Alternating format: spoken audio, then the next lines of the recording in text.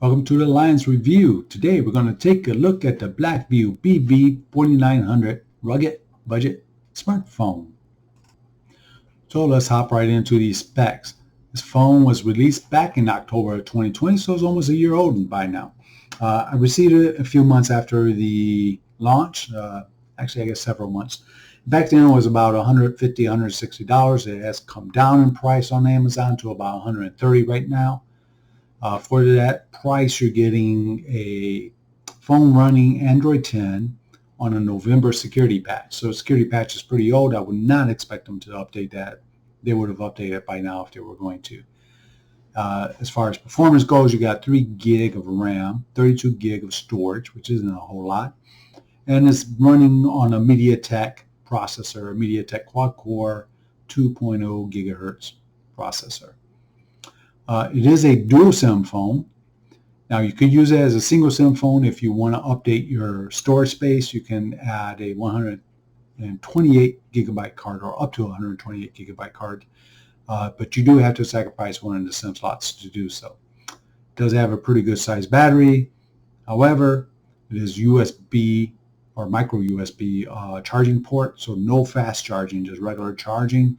I average probably about 10% per hour when I was charging it up.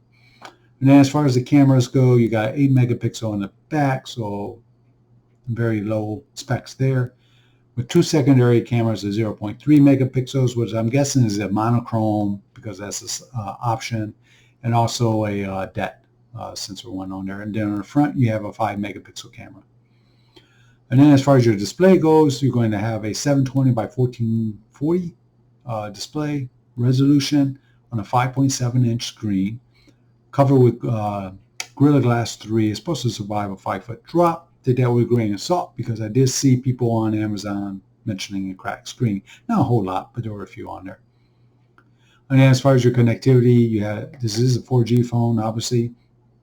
Can't expect a budget phone at $130 with that 5G, but 4G LTE. So make sure you're getting the one for your region because they got 2 of these out. So there's one for Europe and Asia, and there's another one for North America with different bands. So even if you're getting the one for your region, make sure that your carrier uses those bands that the phone has. Otherwise, you're going to be stuck on 3G slower speeds. It does have NFC as well as Bluetooth 5.0. Have no problems with either of those.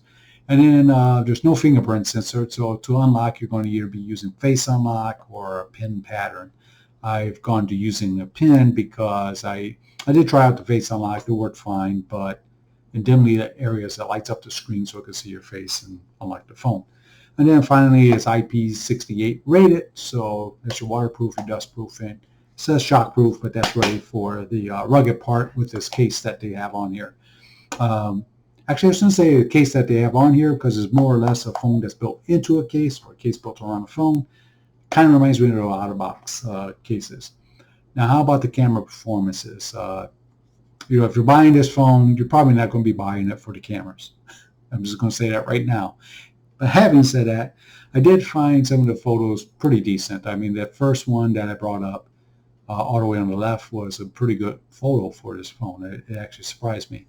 The middle one is pretty much what you will get with the brighter colors being a bit blurred. And then the one on the right, that dome, all the blue bars are the same color blue, all the red bars are the same color red. I mentioned that because if you look towards the bottom, you will notice that with the shade in the sun that they almost look like 2 different colors, but they're not. So it's probably a bit of over-processing going on there. And then, there's something similar happening here with this picture with the leaves turning out more of a bluish than a green. And of course, they struggle in low light. So who is this phone really for? Well, it's a rugged smartphone. Gotta give it to them. It is rugged. You feel the heft as you take this out of the box. So they're going after the people that want a rugged phone that's going to last them and that are also on a budget that don't want to spend a lot for the phone. There are some drawbacks to that. One of them being the security updates. You can't expect to get security updates or pretty much any updates. You can get the Google Play system updates for the Google Play Store, but that's about it. I've gotten all the way through August so far on here, August of 2021, in case you're wondering. And the case is nice. I mean, you know, it's like I said, it reminds me of the OtterBox with these plugs for like the headphone jack and for the charging port, and then again on this side for the SIM tray. So if you want a rugged smartphone, you are on a budget, you're not worried about the security updates, you don't need a powerhouse, you don't need a whole lot of storage space. In fact, you probably need a very minimum storage space, and this may be the phone for you. If you need to use it as dual SIM, you are going to be locked into that 32 gig of internal storage. If you can get away with using it as a single SIM, then you can add an SD card at 128 gigs or up to 128 gigs to boost that up for you. So there you have it. That's my review, my first Blackview phone that I've tried out. And, you know, it's really tough to say whether $130 is worth it or not, because you don't expect much at that price. But there are a lot of things that I wish they would have done better on this phone, but I really think they were trying to get the rugged crowd with this one, with this whole thing being as tough as it is. Hope that's giving you enough information. Of course, if there's anything else you need or want to know about, just drop me a comment and I'll try to respond to it. Till then, talk to you all later.